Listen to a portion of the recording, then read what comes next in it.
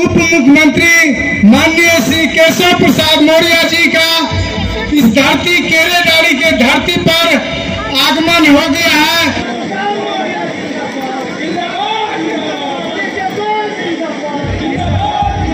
मंत्री के रूप में माननीय नरेंद्र मोदी जी जैसे नेता मिले जो लंबा समय राजनीति का जानते होंगे, देश के प्रधानमंत्रियों के बारे में जानते होंगे।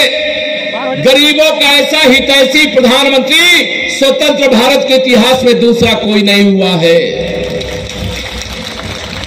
एक गरीब माँ बाप का बेटा, एक चाय बेचने वाले का बेटा, एक पिछड़े वर्ग के परिवार में पैदा होने वाले श्री नरेंद्र मोदी जी को आप सबने आशीर्वाद दे करके 2014 में देश की बागडोर सौंपी थी।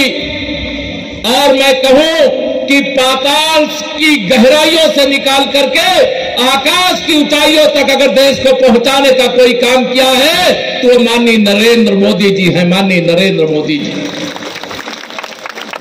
आज जब मैं आपके बीच में आ रहा था, संयोग था कि उत्तर प्रदेश में माननीय प्रधानमंत्री नरेंद्र मोदी जी आए थे। मैं भी उनके साथ उस सभा में था और जिस प्रकार से जिसकी 70 साल से ज्यादा की उम्र हो जाए और वो 18 घंटे से अधिक काम करे, किसके लिए काम करते हैं? देश के लिए, देश के गरीबों के लिए, देश के किसानों के लिए, देश के मजदूरों के लिए, दलितों, पिछड़ों, कमजोरों के लिए दिन रात कोई तपस्वी इतनी तपस्या नहीं करता होगा जितनी देश के हित में मेरे प्रधानमंत्री श्री नरेंद्र मोदी जी तपस्या करते हैं।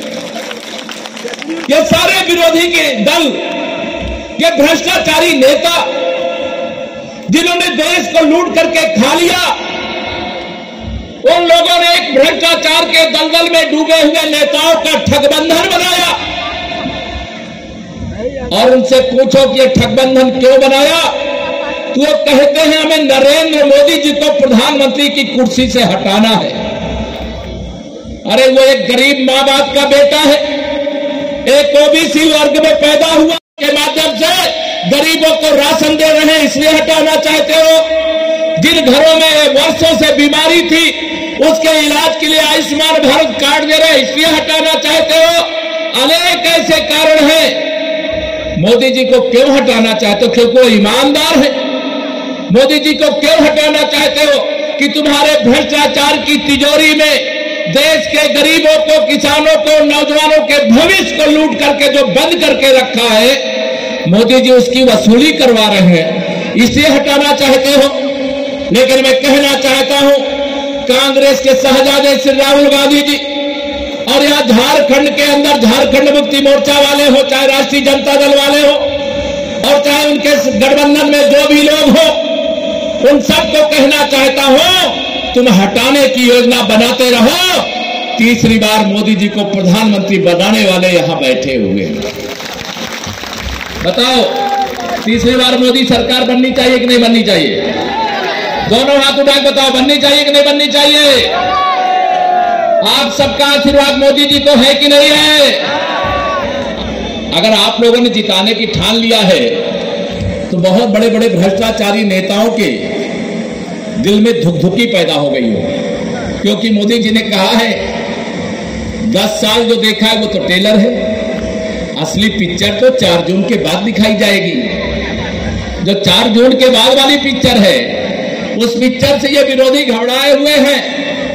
उनको लगता है कि भाई नरेंद्र मोदी जी किसी भ्रष्टाचारी को छोड़ेंगे नहीं, और मोदी जी कहते हैं न खाऊंगा और न खाने दूंगा, और जिसने भी मेरे देश और देश के गरीबों को लूट करके खाया है, पाई पाई वसूल करके उन्हीं गरीबों की भलाई में लगा दूंगा। अब इससे ये घबराए हुए हैं।